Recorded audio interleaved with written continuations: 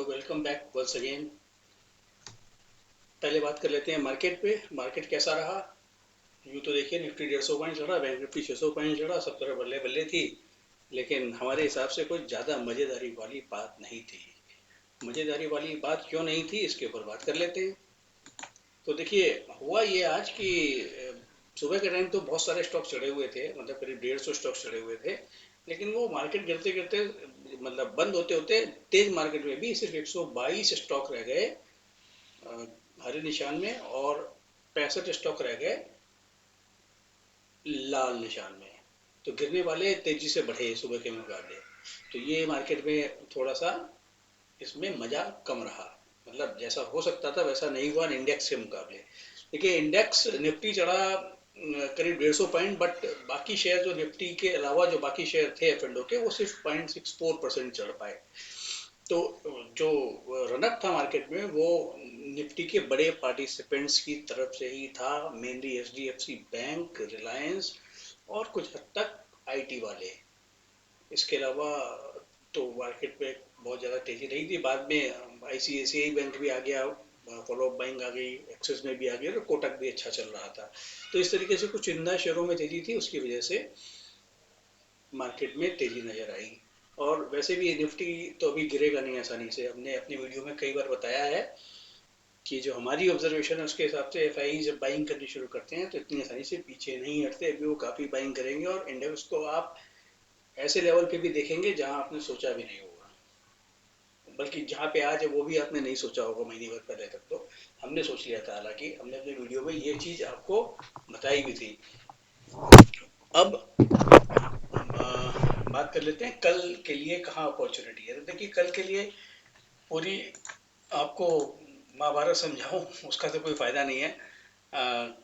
Stocks तो बहुत सारे हैं, लेकिन हमारी नज़र में जो स्टॉक्स आए हैं वो तीन स्टॉक्स के ऊपर हम को नज़र में रखा जा सकता है। उसका रीज़न के साथ मैं आपको बताता हूँ क्यों। देखिए, एसआरएफ बहुत दिनों से कंसोलिडेट कर रहा है। इसने 2155 रुपए का डबल बॉटम अपना बना लिया है। अच्छी कंपनी है, एस्टेब्लिश्ड कंपनी है, और कंसिस्टेंट परफॉर्मर रही है। बट थोड़ा सा केमिकल सेक्टर में स्लो डाउन की ग्लोबल न्यूज़ की वजह से इन सेक्टर्स में, केमिकल सेक्टर के, एग्रो केमिकल सेक्टर के शेयरों में कुछ खास ग्रोथ आती नजर नहीं आ रही है। लेकिन अगेन, अब बात यह है, इन तीनों ही शेयरों को पिक करने का एक रीज़न है, वो मैं आपको बताऊंगा। पहले वही बता देता हूँ। उसका रीज़न ये है कि तीनों शेयर जो हैं वो इंटरनेशनल मार्केट पे ज़्यादा डिपेंडेंट हैं। मतलब उनकी सप्लाई इंटरनेशनल मार्केट में काफ़ी अच्छी खासी होती है। यूरोप और यूएस मेन रीज़न है जहाँ पे ये अपनी सेल करते हैं। अब क्योंकि आईटी सेक्टर चल पड़ा, आईटी का धंधा भी वहीं से आता है, और बाय कौन कर रहा है? एफआईआई बाय कर रहा है।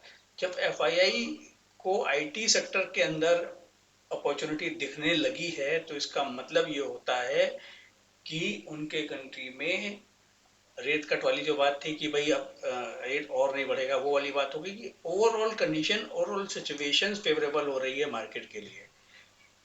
ऐसा लगता है, ऐसा हमें नहीं लगता, उन्हें लगता है, इसीलिए वो आईटी में बाय कर रहे हैं। तो जब आईटी में बाय कर रहे हैं तो इसका मतलब ये है कि बाकी जगह भी बाय करेंगे।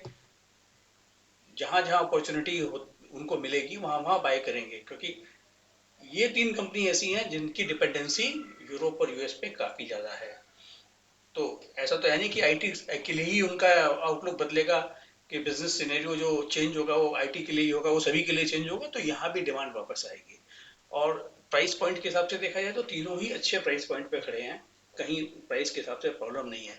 ये एसआरएफ आपके इंफॉर्मेशन के लिए, ये अपने 52 वीक हाई से 27% दूर है, जबकि 52 वीक लो से सिर्फ 10% ऊपर चढ़ा हुआ है। तो यहाँ पे डेफिनेटली अपॉर्चुनिटी बनती है। और डिलीवरी बेस्ड वॉल्यूम आज तो 157, 1.5 गुना वॉल्यूम था एवरेज से। हालांकि पिछले कुछ दिनों में इससे ज़्यादा भी हुआ है। तो एक तो हो गई बात ये इसकी। दूसरी ऐसी ही अपॉर्चुनिटी दिखती है यूपीएल के शेयर में। वो भी एक एग्रोकेमिकल का बहुत बड़ी कंपनी है। कई कंट्रीज में इनका, करीब 50 कंट्रीज में इनका कारोबार है। तो इसमें भी सेम सिमिलर टाइप की प्रॉब्लम दिख रही है। अब ये इसने जो पिछले वीक में लो बनाया है 630 का, जो लो बनाया था उसके ऊपर ही बंद हुआ है 643 रुपये 80 पैसे पे। पूरे दिन खड़ा रहा, कंसोलिडेट करता रहा, डिलीवरी भी ठीक ठाक उठी है 115% एवरेज से। तो यहाँ पे डाउन साइड रिस्क आपका बहुत कम है। आप इसको अपने पोर्टफोलियो में भी शामिल कर, तीनों को ही, ये तीनों स्टॉक ऐसे हैं इनको पोर्टफोलियो में भी शामिल कर सकते हो बड़े आराम से और लेके बैठ सकते हो। जैसे ही यूरोप और अमेरिका की सिचुएशंस ठीक होती नजर आएंगी, इनमें बहुत तेज रन अप आएगा। और बाल्किश इंडस्ट्री का भी देखो सारा बिजनेस यूरोप से आता है, तो वहाँ भी सेम टाइप की प्रॉब्लम है। तो अब ये ऑफ रोड टायर्स में काम करते हैं, उसका मार्केट लीडर भी है, क्योंकि ऑफ रोड टायर में और तो कोई है नहीं, काफ़ी धंधा इनका विदेशों से आता है।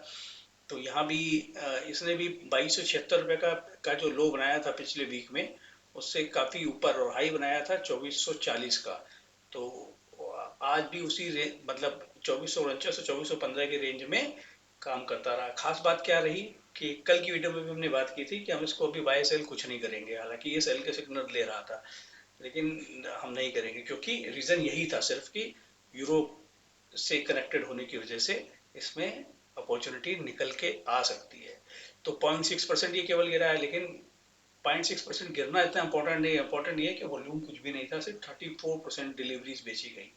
तो इसका मतलब ये है कि जो बड़े प्लेयर्स इसको एक्यूमुलेट कर रहे हैं, खरीद रहे हैं, वो बेच के राजी नहीं है, वो थोड़ी थोड़ी क्वांटिटी बेच रहे हैं, प्राइस नीचे आएगा फिर खरीद लेंगे। तो ये रहा ओवरव्यू आज के मार्केट का।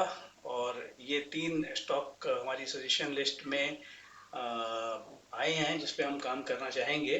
आप इसके ऊपर फर्दर अपनी वर्किंग कीजिए, समझिए और चीज़ों को एनालाइज कीजिए, तब जाकर के किसी कंक्लूजन पे पहुंचे, और तब अपना मन बनाएं खरीदने बेचने का। अपने रिस्क और रिस्पॉन्सिबिलिटी के ऊपर, हमारी तरफ से ना कोई सलाह है ना कोई रिकमेंडेशन है, हमने तो जो देखा वो आपको बता दिया। Thank you very much. Channel को सब्सक्राइब जरूर कर लीजिएगा, वीडियो को लाइक शेयर अपनी इच्छा अनुसार कर सकते हैं आप। Thank you very much.